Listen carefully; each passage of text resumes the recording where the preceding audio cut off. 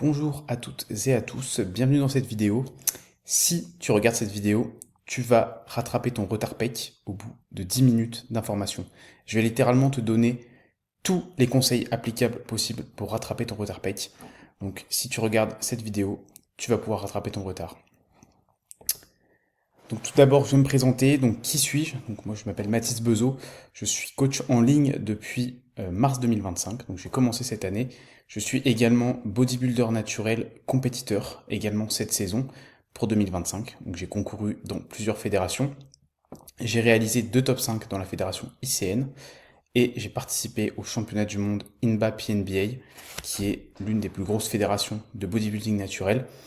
J'ai transformé mon physique, qui était celui de gauche ici en 2019, physique en surpoids, très peu de sport, très peu de masse musculaire, et j'ai réussi effectivement à perdre beaucoup de gras, mais également à prendre du muscle, ce qui m'a permis de faire des compétitions avec certainement mon meilleur physique à droite que j'ai posté, donc c'était au championnat du monde INBA cette année en juin, et j'ai également beaucoup fait progresser mes pecs, évidemment, par rapport au début. C'est un des points sur lesquels c'était le plus important pour moi de progresser.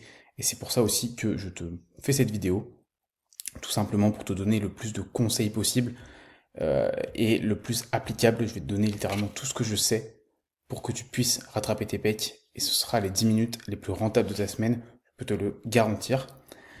En ce qui concerne certains de mes clients, certaines transformations, donc je vais te montrer plusieurs avant-après. Ici, on a Baptiste qui a pris 10 kilos en 5 mois de coaching, qui a fait une prise de masse donc. Il était plutôt sec et donc son physique, comme tu le vois, a bien explosé et notamment ses pecs qui ont clairement pris en rondeur. Ici, on a Romain qui lui a perdu 10 kilos en 10 semaines, donc durant un mini-cut. Comme tu peux voir, effectivement, physique beaucoup plus sec. Et là aussi, l'évolution de ses pecs a été très bonne. Donc évidemment, c'est un sujet qui me tient à cœur et qui me tient à cœur également avec mes clients. Donc pour commencer à te donner déjà des tips, la première chose, ça va être de corriger ton exécution sur la plupart de tes mouvements. Si t'as pas de pec, il y a littéralement 90% de chances pour que tu sois en train de pousser avec tes épaules ou tes triceps. C'est souvent le problème, tu n'engages pas assez tes pecs. Donc je t'ai listé ici plusieurs conseils que tu vas pouvoir appliquer directement sur ta prochaine séance. Le premier, c'est de pousser avec les coudes à 45 degrés, donc légèrement fermés, pas pousser avec les coudes trop ouverts. Tu auras un meilleur recrutement des pecs. Travailler en amplitude complète. Quitte à ce que tu mettes moins lourd, apprends à avoir l'amplitude maximale sur laquelle tu n'as pas de douleur. Donc voilà, essaye d'avoir le plus, on va dire, d'amplitude possible. Contrôle ta phase excentrique, généralement 3 secondes. Sors ta cage sur tes mouvements de poussée ou d'écarté en général. Donc, toujours avoir la cage bien bombée, bien sortie. Garde tes épaules en position basse, très important. Ça va te permettre lorsque tu pousses de bien pousser avec les pecs et de pas avoir les épaules qui prennent le relais. Donc essaye de toujours penser à ça. Lorsque tu fais des écartés, également, ça c'est un conseil important, essaye de ne pas rapprocher tes mains, mais de rapprocher tes coudes. Comme si tu voulais que tes coudes se touchent, littéralement en fait. Ça c'est une erreur que beaucoup de personnes font, on s'en fout que tes mains se touchent. C'est vraiment l'intérieur, tu vois. Il faut que ça fasse quelque chose comme ça. Et enfin, pour notamment les mouvements de poussée, utilise ton leg drive. Pousse fort dans le sol, il faut que tu aies les pieds bien ancrés au sol, il ne faut pas que tu aies les pieds levés ou sur la pointe ou autre, que tu aies les pieds dans le sol qui ne bougent pas et que tu pousses à chaque fois que tu arrives en bas du mouvement et que du coup tu dois remonter. Deuxième chose, choisis bien tes exercices. Donc moi je vais te conseiller de prioriser l'utilisation de machines, donc de chest press. Ça dépend dans quelle salle tu t'entraînes. Si c'est un Basic Fit ou un Fitness Park, tu as normalement plutôt de bonnes chest press que tu vas pouvoir utiliser sur la plupart de tes mouvements. Généralement, tu as une chest press flat, une chest press inclinée et une déclinée. Donc pourquoi utiliser des chest press ou une barre guidée, tu vois, une Smith Machine?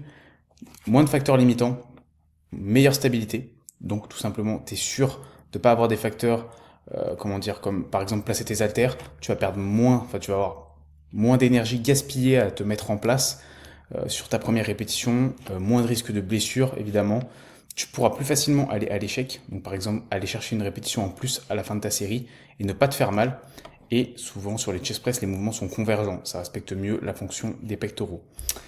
Également, lorsque tu fais des écartés, je te conseille de les faire sur une poulie et de placer un banc. Ça, c'est très important pour ta stabilité. Ne pas les faire debout, sinon tu vas te faire emporter en arrière par la poulie. Les poulies ont une meilleure répartition de la tension en général que des écartés aux haltères, par exemple.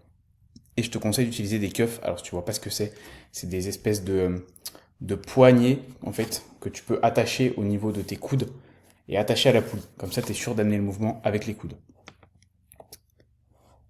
Là aussi, toujours sur les exercices, c'est de varier les angles de travail, donc d'avoir des mouvements inclinés, à plat et déclinés. Donc là, par exemple, je t'ai mis des exemples. Chest press incliné, développé incliné à la Smith Machine, chest press assise ou allongée. C'est à peu près la même chose, même si je trouve que assise, c'est un peu plus intéressant pour la stabilité. Développé couché à la Smith Machine et des mouvements déclinés comme des dips ou des chest press déclinés. En général, le haut de pec est plus en retard. Ça dépend des personnes. Si c'est le cas, je te conseille de placer un mouvement incliné en premier dans ta séance, avant les mouvements plats. Et sinon, utilise des variantes à plat si tu sens trop tes épaules, notamment à l'incliné, ou potentiellement si tu sens trop tes triceps sur des mouvements déclinés. Également, ce que je vais te conseiller, c'est de prioriser les pecs dans ta semaine, donc de toujours les placer en début de semaine et les faire après un jour de repos. Donc tes séances push ou pec, selon comment tu agences tes séances. Également, sur tes séances push, place les mouvements de pec au début, avant les épaules, avant les triceps. T'es plus frais, donc tu vas avoir plus d'énergie disponible. Ici, je t'ai fait un petit exemple de programmation selon combien de fois tu t'entraînes dans la semaine. Admettons que tu t'entraînes 5 fois sur 7 jours. Tu aurais ici un push A, ensuite pull, legs, repos. Un deuxième push qui du coup intervient 3 jours après le premier, après un jour de repos. Et tu pourras donc du coup 2 fois avoir des pushs qui sont après des jours de repos. Et là, tu vois, pull, legs pour regrouper le dos et les jambes. Si tu t'entraînes 4 fois dans la semaine, ça va être assez ressemblant, mais tu feras les choses un peu différemment. Push A, jambes, repos. Push B, repos. Comme ça, le push B est encerclé par 2 jours de repos. Donc tu pourras très très bien performer dessus. Pull, encore repos. Et là, tu reviens au push A. Donc à chaque fois, essayez de faire en sorte que ton push soit après un jour de repos. Surcharger et monter le volume. Très important. Ça évidemment, ça va être quelque chose à suivre. Note tes charges chaque semaine dans un logbook. Si tu le fais pas, c'est vraiment essentiel.